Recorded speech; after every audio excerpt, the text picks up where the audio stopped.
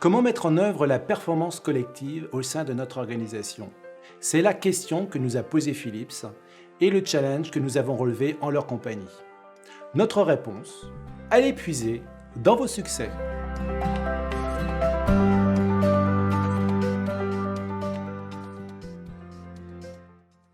Dans le secteur automobile, c'est connu, les exigences clients sont extrêmement importantes, notamment tout ce qui tourne autour de la qualité du service. Il s'agissait pour nous en fait de nous remettre en question par rapport à notre manière de faire. Et moi j'ai été amenée à donc réduire nos délais de production de 48 heures à 24 heures, ce qui était un challenge extrêmement important. On a décidé de travailler sur 3 axes. Qui étaient les processus, à la fois les processus de planification, tout ce qui touche à la gestion de la supply chain, les processus industriels et les systèmes.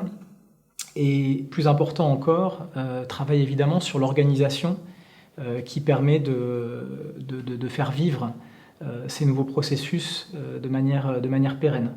Je savais que pour atteindre ce challenge, il fallait que j'ai des gens qui soient engagés, motivés. Et là, je savais que j'avais des choses à faire à ce niveau-là. La question fondamentale, finalement, c'était comment est-ce qu'on peut arriver à atteindre le niveau d'exigence de nos clients en mettant l'ensemble de notre organisation en mouvement.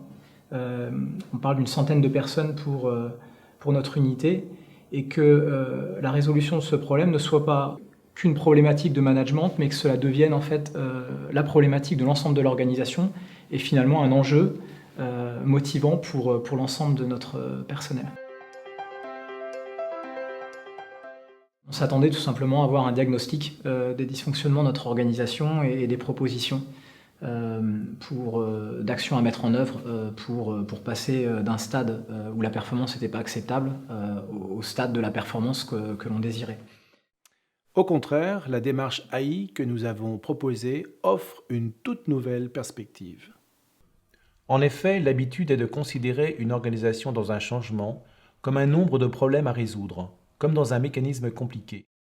Vous allez donc adopter un processus de résolution de problèmes en identifiant ceux-ci, en les analysant et en trouvant des solutions potentielles à mettre en œuvre.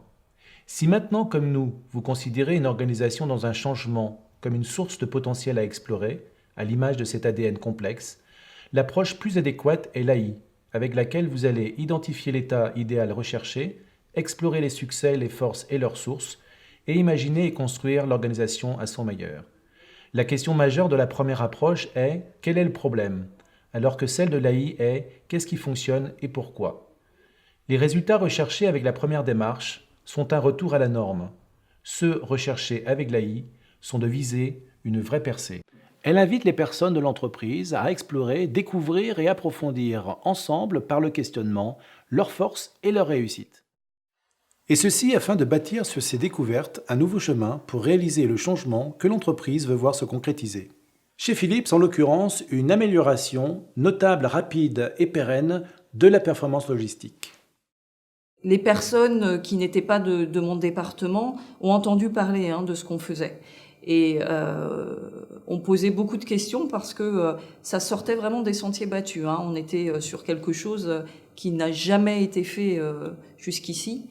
J'ai découvert cette approche qui était nouvelle, et c'est aussi très intéressant de travailler par rapport à tout ce qui marche bien et comment le déployer. Et ça, je ne pensais plus découvrir ce genre de choses intéressantes aujourd'hui.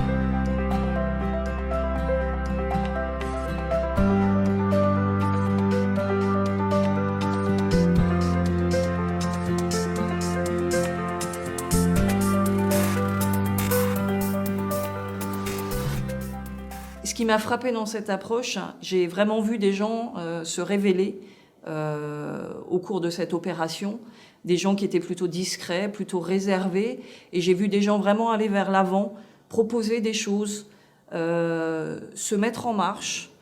Il faut y aller, il faut aller chercher plus loin et puis se dépasser. Être acteur surtout, et ne pas venir en spectateur.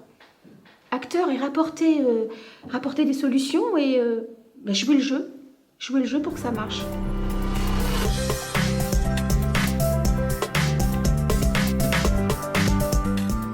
C'est en aucun cas une démarche où on ferme les yeux et on se dit tiens tout va bien et on occulte le problème rencontré.